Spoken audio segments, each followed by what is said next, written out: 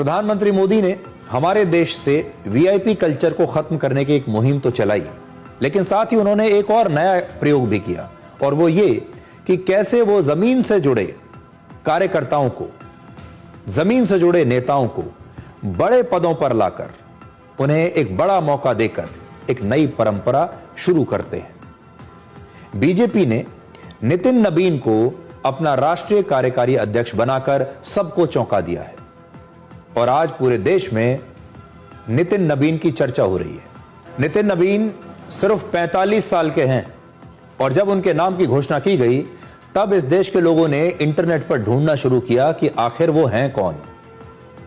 BJP के शीर्ष नेतृत्व को समझने में एक बार फिर से हमारे देश के बड़े बड़े राजनीतिक विश्लेषक, पत्रकार, बहुत सारे यूट्यूबर्स और बुद्धिजीवी पूरी तरीके से फेल हो गए।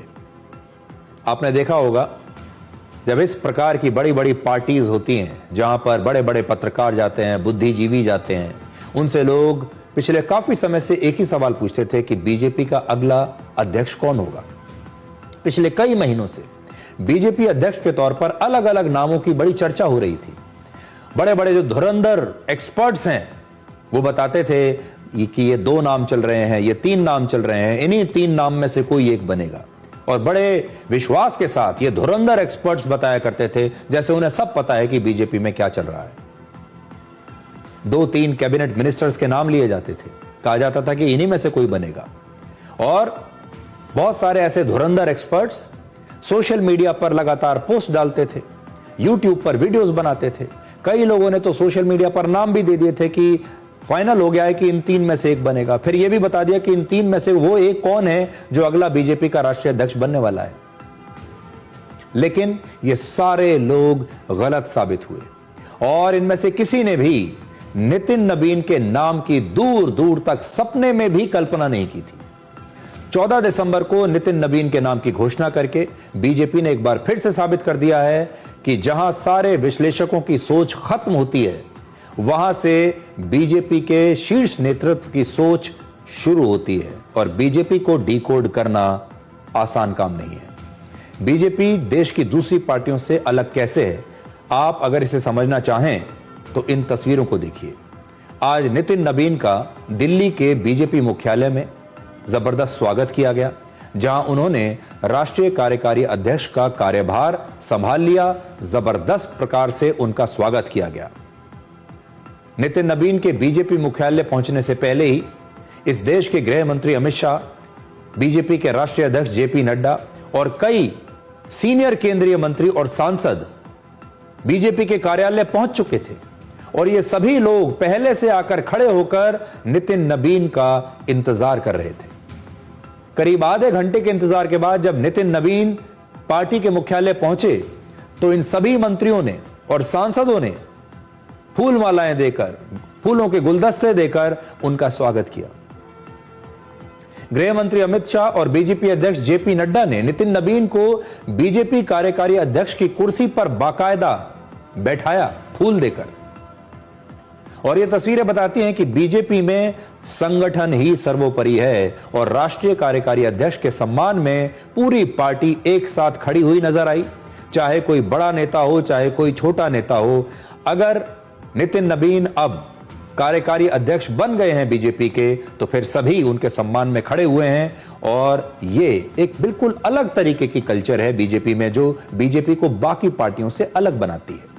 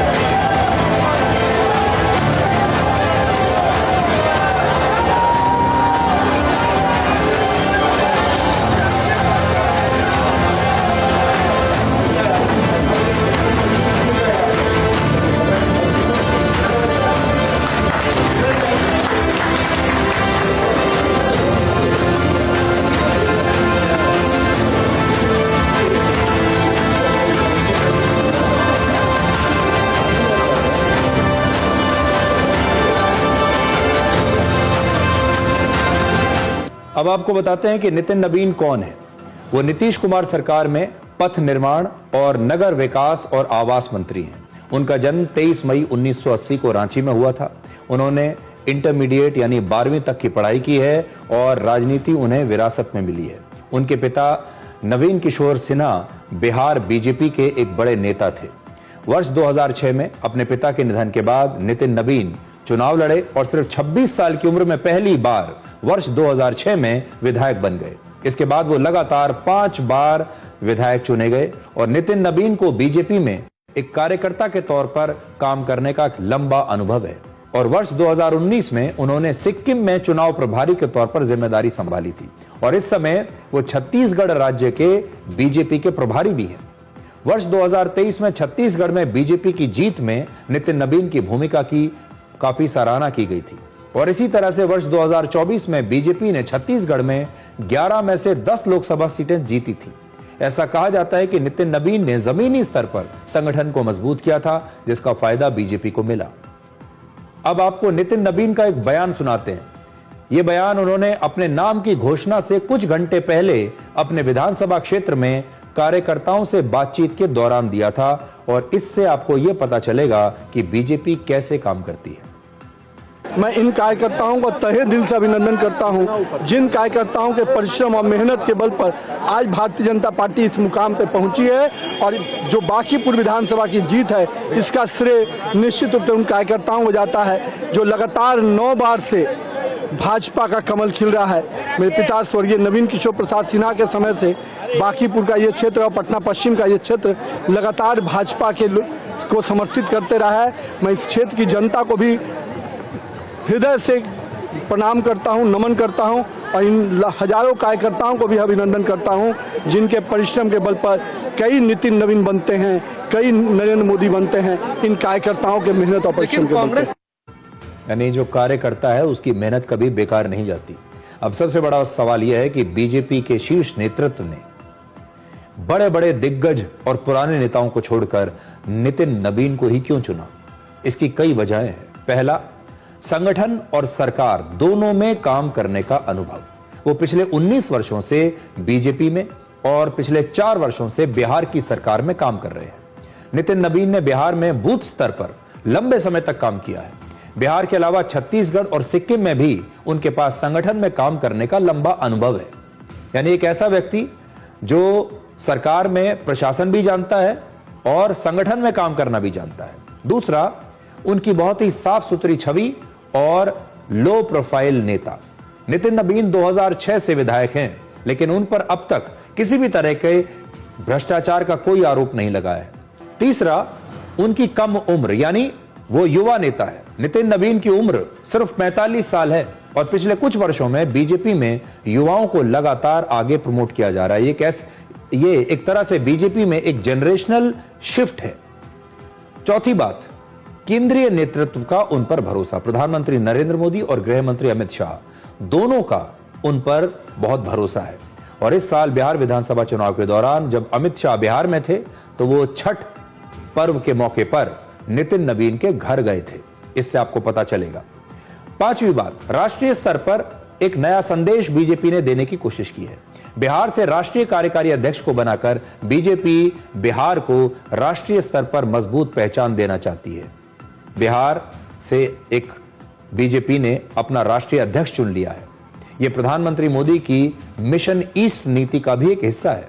2014 के बाद से प्रधानमंत्री मोदी पूर्वी राज्यों पर खास तौर पर जोर दे रहे हैं और पूर्वी राज्य बिहार से नितिन नबीन का चुना जाना इसी नीति का हिस्सा है, जिसका असर अगले साल पश्चिम बंगाल और असम के विधानसभा चुनाव पर भी पड़ सकता है।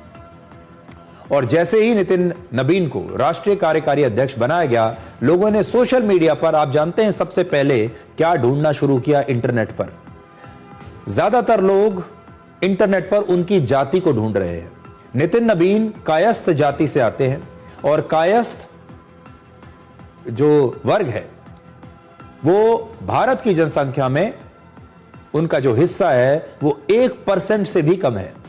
तो सोचिए, बीजेपी ने अपने नए राष्ट्रीय कार्यकारी अध्यक्ष का चयन किसी जाति को ध्यान में रखकर नहीं किया है, बल्कि योग्यता के आधार पर किया है। वरना कायस्थ जाति के जो लोग हैं उनकी संख्या तो बहुत ही कम है।